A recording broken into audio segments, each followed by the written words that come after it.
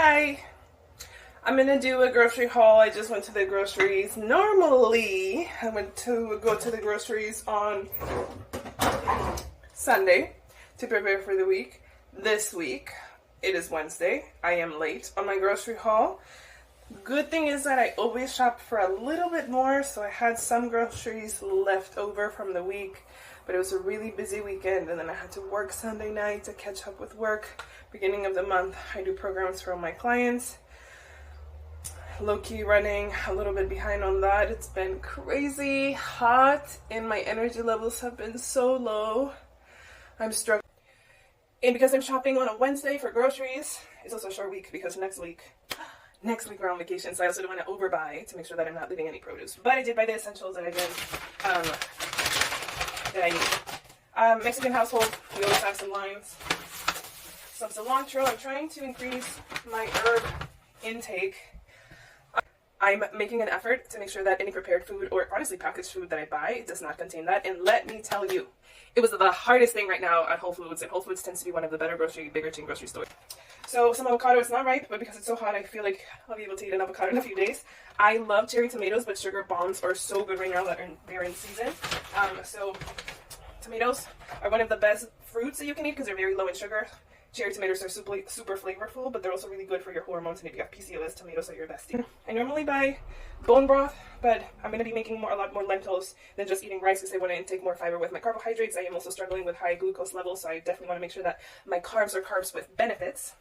That being either protein or fiber or both. So lentils tend to be one of my favorite carbs with benefits, which I eat on my non-workout meals. So my lunch and breakfast. I actually love breakfast, lentils for breakfast, like scramble some eggs, throw the lentils in there, and it's so good. So, but chicken broth instead of bone broth because I'm actually having a hard time keeping my protein at the level that I need it. So I'm aiming for 140 grams of protein. Normally people have the opposite struggle where they're not eating enough protein. I've been upping my protein so much that now I'm struggling to stay at 140 grams. I weigh 160 and I'm aiming for 140, and that raised my carbs. Cauliflower, one of my favorite vegetables to make in the air fryer because more tomatoes. Cauliflower because it's super high in fiber and it just helps me with digestion and volumes of veggies. Like I get a lot of, it's super low calories, so you can get pretty high veggie. I love air frying, and I spray with some coconut oil and air fry it. I'm going to show you guys how I make that when I make it.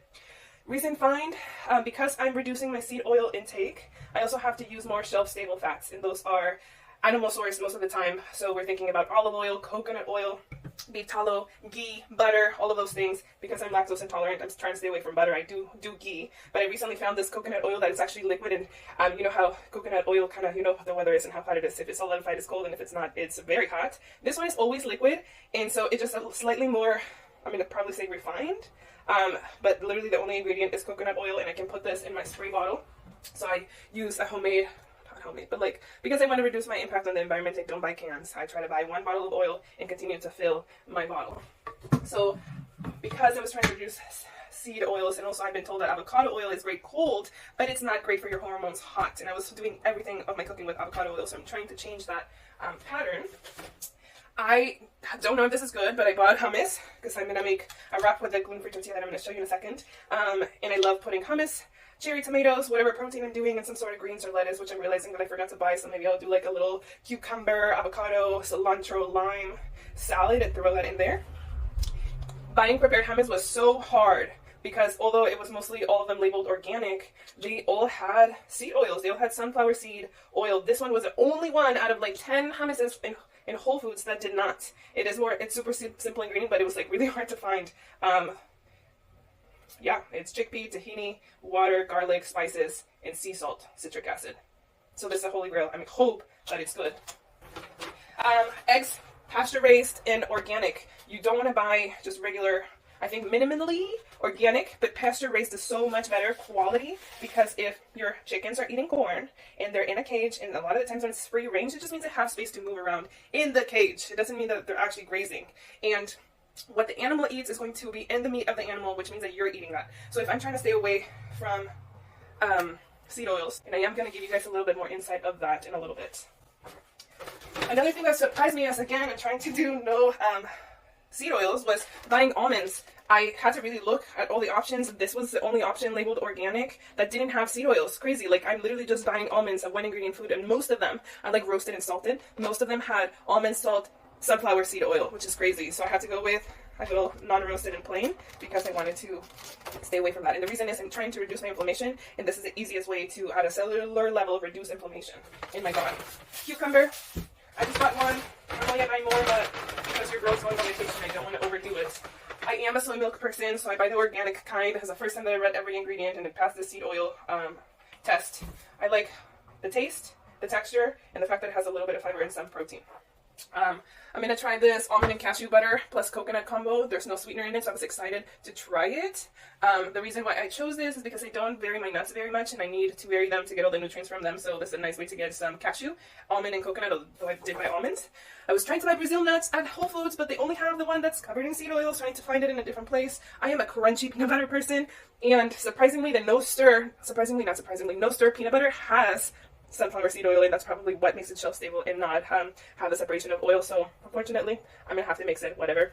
So I have unsweetened crunchy peanut butter, which I tend to add to my oatmeal. Big thing of oats because we eat oats all the time here. Carrots, I love me some carrots. I'm gonna show you how I make them eventually, but I love air frying carrots with some salt, some umami, which is like a mushroom blend that just makes the flavors come out more. You hate mushrooms? Trust me on this one. It's a nice way to get some micro dose of mushrooms without the flavor, and it intensifies every other flavor. And I do that with ginger, salt, and carrot. And it's so good. So excited, you guys, about this. It's my favorite jerky. Best ingredients on the planet right here. Mango habanero is a little sweet, but also has a good kick of spice. I highly recommend these. The macros are so good. So this is a 2.5 serving, so we gotta multiply things. But one serving, which is 1 ounce, has 0.5 fat, 5 grams of carbs, and 10 grams of protein, which means that per pack is 25 grams of 25 grams of protein, about 12 carbs, and 1.5 fats. It's pretty lean beef, but it's also grass-fed beef, and all the ingredients are organic and very low in sugar. So that's a good, because we're traveling, I bought some because we're going to eat this in the plane. I was walking down the gluten-free. I'm also gluten-free because there's a lot of pesticides and harmful chemicals in wheat in this country, so if I don't have an easy time digesting and things just kind of linger in my body too much, so I can't handle gluten, and when I do eat gluten, I'm bloated and constipated for a few days, so I decided to completely remove it from my diet. But as I was looking at the gluten-free, because I'm like, oh, sometimes I just want a sandwich. This lady was like, you want any Rex? And I'm like, okay, I'll take it. And she recommended, I think it's called Pacha or Paca. It's a gluten-free bun, and it's buckwheat. Buckwheat is the only wheat, it's not wheat, but it's also not a grain, but it's like the fruit of the plant that is gluten-free. And literally 3 ingredients: sprouted buckwheat, sea salt, extra virgin olive oil. So I'm actually excited to try this. I've been looking for sourdough buckwheat because I've been told that it's like a really good alternative for sourdough. So we're gonna try it. I'm a mushroom lady, so I got some shiitake mushrooms, which I tend to saute with some onions, some ghee, and sometimes I throw in some cherry tomatoes. I actually put cherry tomatoes on almost anything and everything I eat. I do try to vary my mushrooms often. This is, I'm just gonna break this to make it easier to store. Normally the whole crown comes off, but this time I broke it. Not in a perfect way. So I got some pineapple to get some carbs. I did kind of open it just by doing it, so I need to cut it today. Best and most bioavailable carbohydrates for your body to absorb is fruit. Over rice, over oatmeal, over name anything, fruit is going to be the best. So now that I'm changing my approach to less processed foods, post-workout I'm eating protein. I am eating some kind of rice because it's so much volume in fruit, which is kind of exciting if you're in a cut. And I'm eating fruit as my dessert, and it's been actually very satisfying. I eat bananas, which is what I used to lightly sweeten my oatmeal. Sometimes I kind of just mash it up in the background, and I don't need to add any sweetness to it. And I'm only buying 2 because it's so hot here, they're going to go bad fast. I try to eat fish once a week, so I bought some salmon. Has to be wild caught. If it's farmed, you're not getting all the nutrients because it's way fattier than a biologically wild caught. The biological components of farmed fish is actually way worse. They're super fatty because they don't have time to space to swim, and all the nutrients are human fed, and a lot of the times they're also feeding corn and some processed things to the freaking fish. So make sure that when you buy meat, fish is not meat, I guess, but it's wild caught. I am also trying to eat more red meat because it has more nutrients and bioavailability for humans. So I'm making sure that everything that I buy is free range, organic, pasture raised, and all of the good things. So this is some venison that I found, and it's 95% lean. So I'm very excited to try this. I'm just going to season it with like very basic things: salt, umami, and then some other seasoning that I might have in there. So I'm going to try to increase. I don't like red meat that much. I'm kind of weird about the texture. I don't like eating it out because I have to cook it the way I like it. So these 2 are like really good red meat sources for me. But I'm going to try to reduce, because I do eat a lot of turkey and chicken, and I'm trying to reduce that a little bit. And then I bought some asparagus, 2 things of asparagus. They're in the bags here. And here is what I've been waiting for.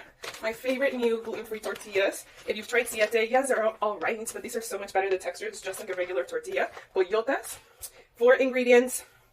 Cassava flour, water, coconut oil, and sea salt. They're all organic ingredients. And they actually cook like a regular flour tortilla. They fold like a regular tortilla. If you forget and it's heated up a little bit too much, Siete breaks and it's crunchy. This one, still flexible, moldable, and amazing. Not pictured here was egg whites that I did buy over the weekend because I couldn't make it through the week without egg whites, because normally I do eggs and egg whites to hit my protein goal but keep my fat under control. But that is it for my grocery haul this time. I'm going to put this away and then I'm going to do a little bit of work. It's helpful. I'm trying to reduce my packaged food. I did buy some things that are packaged, like the gluten-free bread, the gluten-free tortillas, but I think for most of it is whole foods. I am trying to eat more protein out of natural sources, not protein powder. I have been eating protein powder maybe once this week, and that's because I ran out of things to eat. That's how I'm going to go grocery shopping. But I'm trying not to eat protein powder and seed oils, which is like very hard. But if you're mindful, so here we go. This one I was like done with. There's 7 reasons you need to quit seed oils in this email. And the first one just makes so much sense, but I had to read it for it to like make sense. But seed oils are modern day industrial food, which means that we made it. And 120 years ago, they made seed oils to help machinery work. And the craziest thing is, like, sunflower seeds are not bad for us. They have so much nutrition. But you have to eat 3,000 sunflower seeds to get the equivalent of 5 tablespoons of sunflower oil. But now, because we have so many seed oils, you can get that amount so easy. Because when you go to restaurants, they're deep frying your food in those, they're cooking your food in those. When you buy packaged foods, they're covered in that. So it all slowly adds up, especially also if you're cooking with soybean oil, corn oil, sunflower oil, canola oil, peanut oil, grapeseed oil, insert, etc. You are getting more than 5 tablespoons, which means that the level of omega-6s in health reactions to your body are much greater now, and that is why we're making an active effort in this household. We're making an effort into reducing that. They're also highly processed, because if it takes 3,000 sunflower seed oils to get 5 tablespoons, they have to go through so much processing to squeeze that oil out of there. Seed oils are literally everywhere, which is how I was just saying. They're putting them in pretty much anything. And here's the statistic: the average American now consumes 5 to 10 tablespoons of seed oils daily. I had to really be so mindful about my grocery haul because I was trying to reduce that impact. Seed oils stay in your body for years. I said months. It is years. They have high amounts of polysaturated omega-6 fatty acids, which normally we need a 1-to-1 ratio between omega-6s and omega-3s, but now the average human in America is getting 20-to-1, which is throwing off the ratios of your healthy fats and unhealthy fats, and therefore having impacts in your health. The omega-6s are stored in our fat tissue, where they take many years to break down. Fat tissue is holding on to toxic things in your body, and if you have high percentages of fat, now you have storage for those things. And also those things are also probably what's causing the storage of fat in your body. And so we need to now start to think about how our bodies are meant to function. Another reason why I did my cut was to reduce the impact of this, which means that the less fat you have in your body, the less likely you are to store these things in your body, because that's where they store. Seed oils are highly unstable, especially when they're heated, and everything is being fried in these oils. So this is very important, because they directly affect your mitochondria, and they make the cell die and damage, which means that at a cellular level, we're already being deeply affected. Your body has literally thousands and thousands and millions of cells, so if they're slowly dying, then you have less of those workers that are making your body work properly, which they can lead to metabolic dysfunction and disease, which I feel like, although I don't have that diagnosis and I technically don't have it, I do know that my metabolism is not working at its best, so this is like probably the root cause, or the core of what I need to work on. And seed oils, this is number 5, are directly linked to chronic disease. And again, it's because they affect your DNA, and they're damaging the parts that are making your cells work properly. So we're going to have a lot of chronic disease, metabolic dysfunction. And they're currently doing research on animals, and animals are literally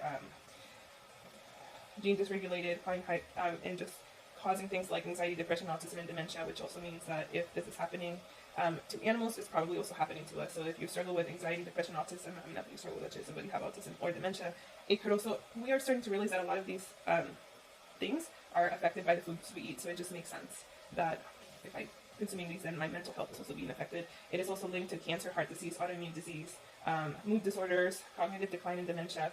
Insane. They contain, seed oils contain additives and bioproducts, so they're not even pure, because you have to highly process them, but also they have chemicals, harmful chemicals that make them stable and last longer. If they didn't use these, they would smell like rancid fish. No one's gonna buy that. No one's gonna want to cook in those. But yeah, and then seed oils cause you to crave more junk food, which is insane. Which means that if I'm eating seed oils, and I'm going to want to eat it worse, and then my health is gonna get even worse. You want more seed oils, you crave it, you want more, and so it's not going to be great. So the last thing that I wanted to share, which had made me really think about this, it says if they give you steps on how to reduce the amounts, and most of them I'm basically talking about. I went grocery shopping and I'm not buying them directly, but I'm also looking for products that don't use them, and then I'm also trying to eat out less, and I'm trying to cook most of my foods. That is like the top 5 things that you can do to avoid seed oils. Here's the one that I thought was really interesting. Beware of pork and chicken. Avoid eating animals fed grains and high amounts of seed oils like pork and chicken. So they're being fed these things, which means that if they're eating these things, even no matter how much I eat chicken and pork all the time, then it's going to still be in my body. I don't eat pork that much. I do like it. I have nothing against it, but I don't eat it often. But I do eat hella chicken. So to buy corn and soy-free chicken and pork is very important, but ruminants, which is a kind of animal that beef, lamb, and are best, because if they are fed grass-fed, then if they are fed corn and soy, their bodies can process it better than pigs and chickens, which means that if I have to choose from a non-grass-fed farmed animal, beef and lamb is going to be better than chicken and pork, because their bodies and their systems are able to process that, so it's not getting transferred to me. But if I eat chicken, then it's going to get transferred to me. So you can eat chicken and beef and all of these things, but try to buy them grass-fed, locally produced. Regenerative farming is a new label that is coming out, because sometimes organic just means that they don't have antibiotics. Okay, that's still pretty terrible. Anyway, this is crazy, and I'm really glad that I received this email, that I support this company that's actively and constantly educating me, but also that it has impacted my lifestyle based on how the health choices I'm making, and the supplements that I'm taking have really helped as well. So I'm just really excited about that and continuing on this path. That is it. I just wanted to share a little bit more information of why my grocery haul looked the way it did.